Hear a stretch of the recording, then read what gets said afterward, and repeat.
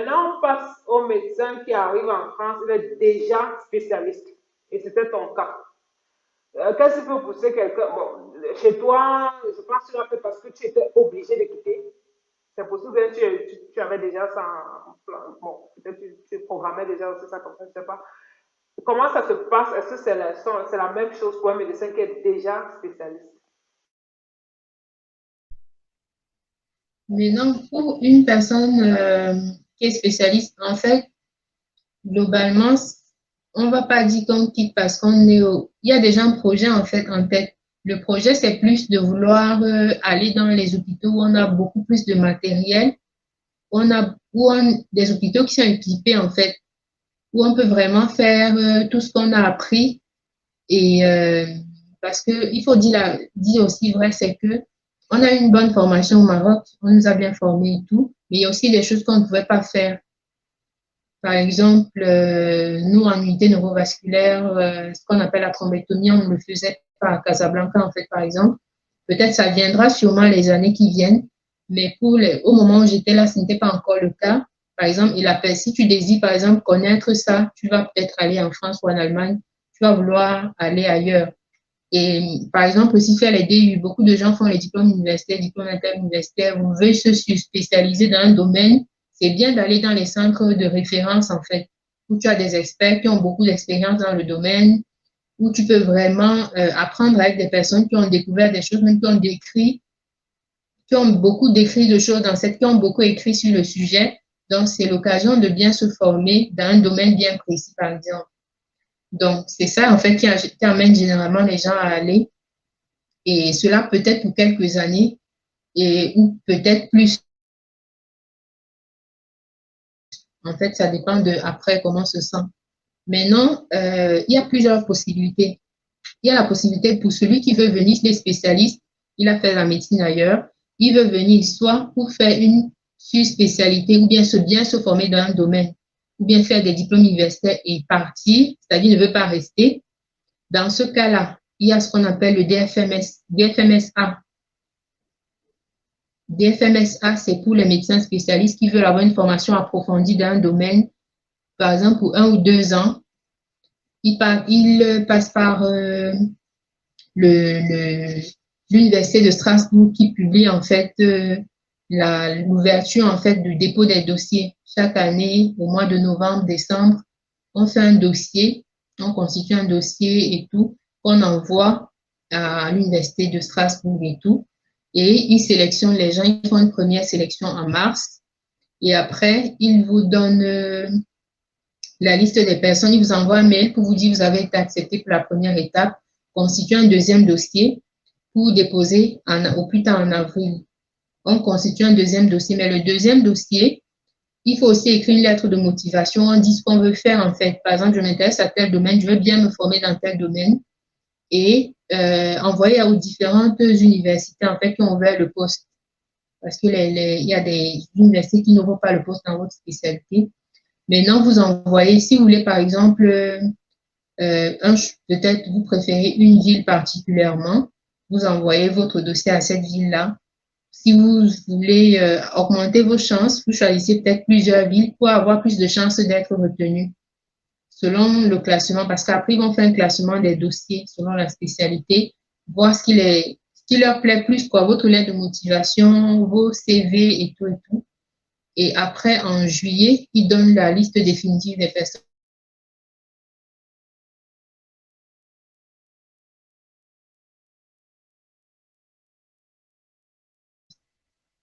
de visa et vous venez rejoindre les postes.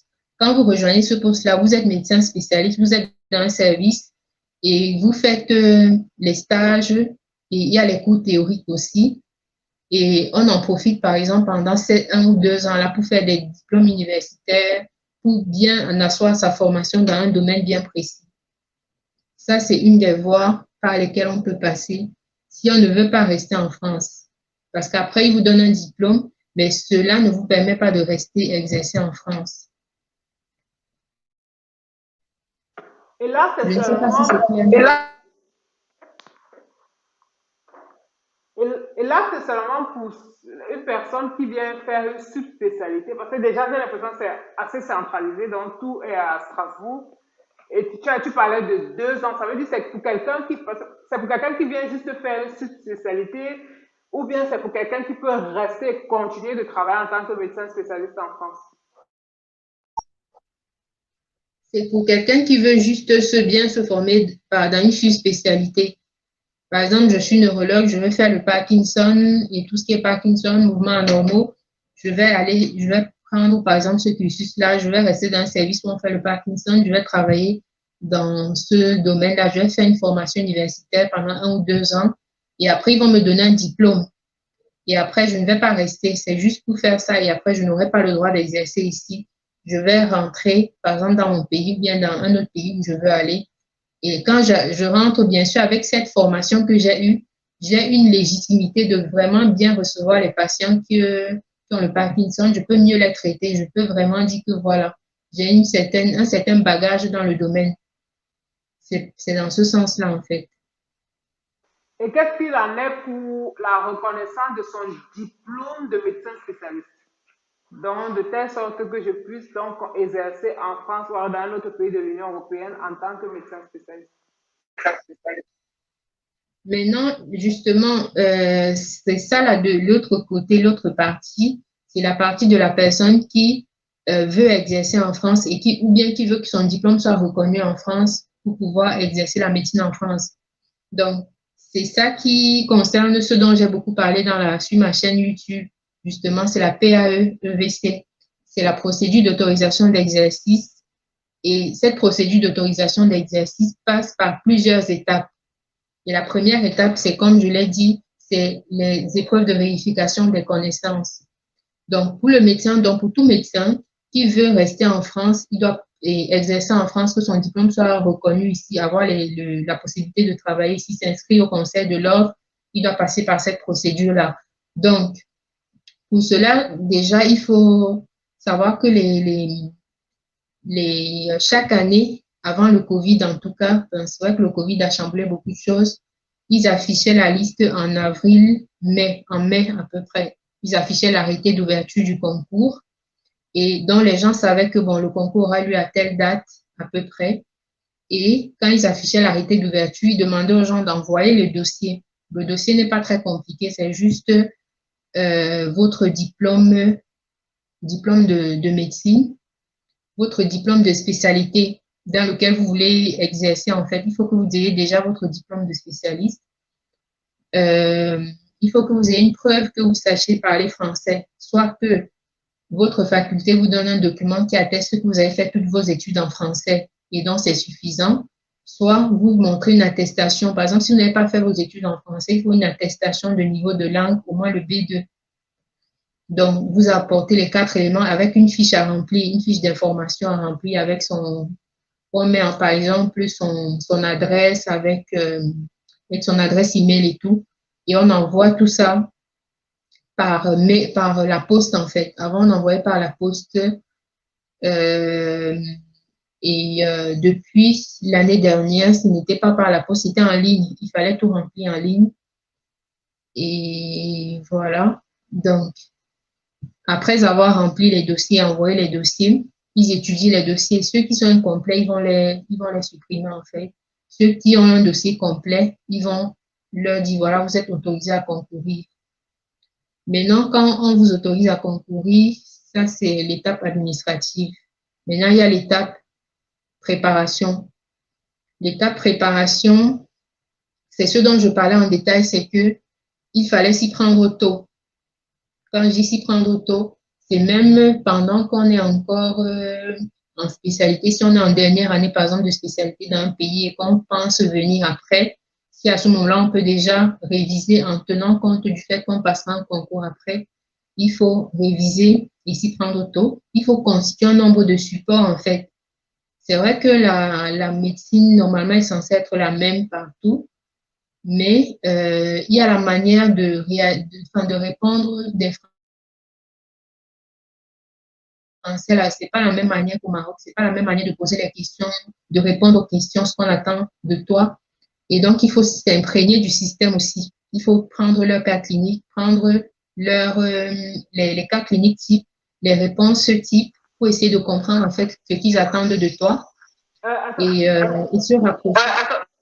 avant qu'on tu détailles la partie préparation, il faut un peu qu'on clarifie encore peut-être. Ça veut dire, si je comprends bien, il faut d'abord pouvoir être admis à passer ce concours-là, si je comprends bien. Dans les je sais pas, ce que tu disais, les pots de vérification de connaissances, ce sont des dossiers qu'on envoie et il faut, sur étude de dossier, on est admis ou pas. Ou bien ça se passe comment? On est admis à concourir ou pas, mais en fait, ce n'est pas compliqué. Si tu as les documents qu'on te demande, on ne va pas t'empêcher de concourir. Ce n'est pas, on n'étudie pas, on ne voit seulement si tu as tous les documents qui ne sont pas des faux documents. Si tu as ton diplôme de médecine, tu as ton diplôme de spécialité, tu as ton diplôme de langue ou bien l'attestation comme quoi tu as fait toutes tes études en français et tu as rempli ta fiche d'information, si tout ça est correct et que tu as traduit tes diplômes, parce que si ton diplôme est peut-être en arabe, ça n'aura pas, il faut que tu le traduises. Si tu as tout ça, on ne va pas te refuser le concours, non. On va prendre tous ceux qui ont un dossier complet vont passer le concours. Le problème se pose plutôt au niveau du visa parce que une fois qu'ils t'admettent, ils ne vont pas t'aider pour le visa. Tu vas chercher le visa toi-même. Et c'est ça qui pose souvent problème aux gens parce que avant le Covid, il y avait ces visas touristes en fait parce qu'il n'y a pas de visa pour passer le concours. C'est via un visa touriste ou bien un autre type de visa on entre en France et on vient passer le concours. Donc, avec le Covid, tout c'est un peu compliqué. Donc, les visas touristiques étaient par exemple fermés. C'était difficile pour les gens de venir passer le concours. Beaucoup étaient inscrits, mais pas mal ne venaient pas parce qu'ils n'arrivaient pas à voyager aussi. Donc, ce que d'autres gens ont fait justement, c'était de chercher des stages à l'avance en fait. À l'avance, comme ils ont déjà leur diplôme, ils ont déjà fini, ils cherchent un stage peut-être de 6 mois. Ils viennent, ou de 3 mois ou 6 mois, ils viennent et ils sont déjà sur le territoire au moment où le concours est ouvert ou à la date du concours, donc ils composent sans problème. Maintenant, bon, c'est à ça qu'il faut penser en fait, il faut réfléchir à ça parce que c'est un problème. Et c'est pas compliqué d'avoir un stage depuis son pays d'origine.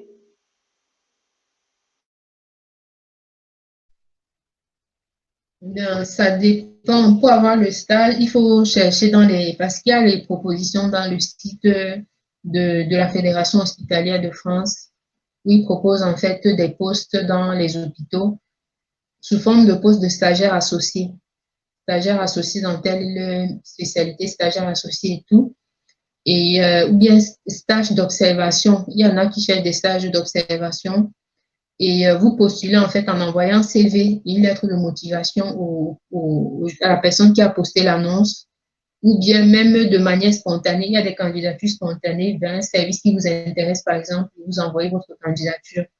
Et s'ils vous acceptent, ils vont vous envoyer les papiers pour pouvoir demander le visa plus facilement. Là, s'ils vous donnent un papier d'acceptation, convention, tout ça là, avec ça, le visa est plus aisé auprès du consulat. Ok, donc on a compris. Donc, Déjà, il faut d'abord être admis à passer le concours. Mais si les dossiers sont complets, c'est faisable. Maintenant, ce concours, de quoi est-ce qu'il s'agit à ce niveau?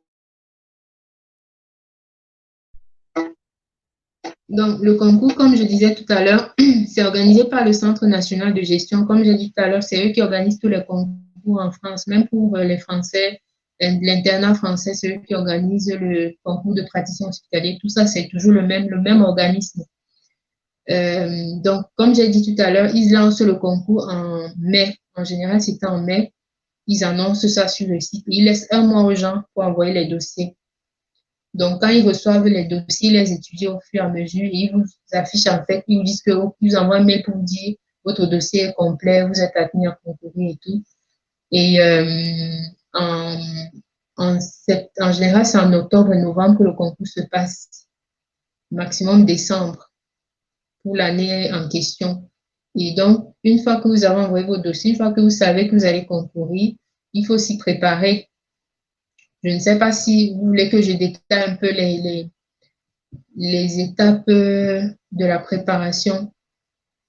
Ah, je pense, ça, si quelqu'un est intéressé, il va sur ta page, il va vraiment voir, tu as fait une très longue vidéo détaillée là-dessus. Ce qui sera peut-être intéressant, c'est de savoir est-ce qu'on a de bonnes chances de réussir, ou bien comment sont les résultats, est-ce qu'il y a il y a un gros taux d'échec, ou bien c'est quelque chose de faisable. Et après, quand on a réussi, est-ce son diplôme de spécialiste est reconnu, on peut s'inscrire à l'Ordre national des médecins de France et on peut exercer en tant que médecin spécialiste avec le même salaire qu'un médecin spécialiste français. Est-ce que tu peux me donner des informations là-dessus? Donc, je dirais que c'est faisable, on peut réussir. C'est juste l'essentiel, c'est justement de bien s'informer à l'avance avec les gens qui sont dans la même spécialité que nous et qui ont déjà passé pour avoir un peu les astuces de la spécialité, les choses à ne pas oublier. Parce qu'il y a des choses qu'on appelle les pas miséros, où on s'attend à ce que tu mettes des choses vraiment détaillées. Donc, si tu te renseignes bien auprès des spécialistes, surtout dans ton domaine, ils vont te donner les astuces, les idées et tout, à ne pas rater, à ne pas oublier. Et les recommandations en matière de prise en charge, si tu connais bien les recommandations internationales ou françaises pour la prise en charge, et donc il faut être vraiment à la page en fait. Il ne faut pas être les informations de X temps. Il faut connaître les informations les plus récentes dans les différentes maladies, les recommandations et tout. Après, il faut connaître les astuces peut-être parce que le jour J, tu vas être dans des conditions. Tu vas venir avec une idée en tête. Pourtant, tu as même les idées, mais tu n'arrives pas à bien t'organiser parce que tu n'as pas pris les conseils aussi à l'avance pour être bien dans ta tête le jour J, pour être rapide à écrire, pour bien composer. Parce que tu peux avoir les idées, mais tu ne réussis pas. Tu n'as pas écrit toutes les réponses, tu n'as même pas eu le temps. Donc, se préparer dans ce sens-là aussi. Après, quand tu réussis, il vous affiche les résultats. Vous êtes intégré, mais pas le même, vous n'avez pas le même statut que les Français. Non, ce n'est pas le même statut, un statut pour les étrangers.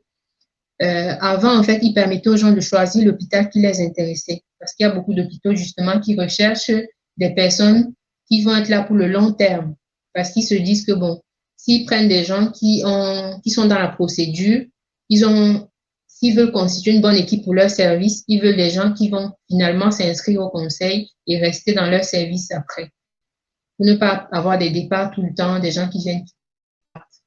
Donc, les hôpitaux cherchent ces personnes-là. Maintenant, avant, les gens postulaient, ils étaient acceptés, par exemple. Ils négociaient l'échelon sur lequel on va les recruter. Et ils négociaient aussi les avantages, mais sur un statut de praticien attaché associé. C'est un praticien, c'est un statut pour les étrangers. Ce n'est pas les Français ont un autre parcours, en fait. Donc, si ils négociaient un bon échelon, ils avaient l'argent des gardes qui touchaient, ça leur permettait de vivre normalement. Maintenant, ils ont changé la procédure depuis l'année dernière. On ne choisit pas notre hôpital librement. Ils ont une liste aussi des hôpitaux qui sont dans le besoin de personnel et c'est sur cette liste-là qu'on répartit les gens selon le classement. Donc, on répartit les gens. Vous faites le choix, en fait, et on vous oriente encore selon le classement. Ça m'a l'air. Donc, en fait, C'est un chemin de croix, mais incertain aussi, hein, parce que après ça prend du temps. Euh, Est-ce on peut compter avec combien de temps pour tout ça? Et à la fin, ça ne marche peut-être pas. Et à la fin, on n'a pas le même statut. Donc, on a toujours ce timbre-là, comme quoi on a été formé en Union européenne. C'est un peu discriminatoire aussi de façon indirecte. Euh, Quelle est ton expérience? bon, maintenant, je n'ai pas fait le parcours jusqu'à la fin. Moi, je suis encore à l'étape de je viens de réussir et j'attends maintenant le poste pour être affecté et tout. Mais ce que je sais, c'est que une fois que vous êtes praticien attaché associé ou praticien associé maintenant selon la nouvelle loi, par la suite, vous pouvez passer le concours aussi pour le même concours que les Français pour être praticien hospitalier. Donc, ce n'est pas un statut définitif. Après avoir réussi et après avoir fait les 2 années, parce que maintenant, c'est 2 ans pour être reconnu. Après avoir passé les 2 ans, vous déposez le dossier auprès de la commission, ce qu'on appelle la commission d'autorisation d'exercice. Ils étudient votre dossier. C'est-à-dire, le dossier, c'est quoi? C'est le service déjà où tu es passé. Si on voit que c'est un service qui regorge quand même de matériel pour la formation, si tu as fait des diplômes, bien sûr, il faut, parce que si tu as la formation continue, parce qu'un médecin ne peut pas exercer sans la formation continue. On voit que tu as fait de la formation continue, tu as assisté à des congrès, tu as fait des diplômes universitaires, tu t'es formé. Donc, tu déposes ça et après, ils t'auditionnent en fait. Ils auditionnent les personnes, soit en présentiel, soit en distanciel. Et après, la plupart obtiennent leur autorisation directement sans qu'on ne vous demande autre chose. Ils disent que peut-être 70%, on va leur dire, OK, ton dossier est OK, tu peux maintenant t'inscrire au conseil de l'ordre et voilà. Ou bien il y en a ceux qui ont dit, votre formation vous n'avez pas vraiment validé tous les aspects. On vous demande de compléter peut-être dans tel domaine de votre spécialité. Peut-être vous n'avez pas peut-être fait tel geste, beaucoup de gestes peut-être de telle chose. Il faut que vous complétiez telle chose aussi. Et vous repassez encore devant eux. Donc, en fait, il y a les deux cas de figure. Maintenant, si on t'accepte directement et c'est la majorité, tu t'inscris au conseil de l'ordre et dès que tu es inscrit, tu peux maintenant suivre le même parcours que les Français dans le sens où tu peux passer le concours de praticien hospitalier comme eux si tu veux rester à l'hôpital ou tu peux aller ouvrir travail au cabinet privé ou si tu préfères le privé, quoi.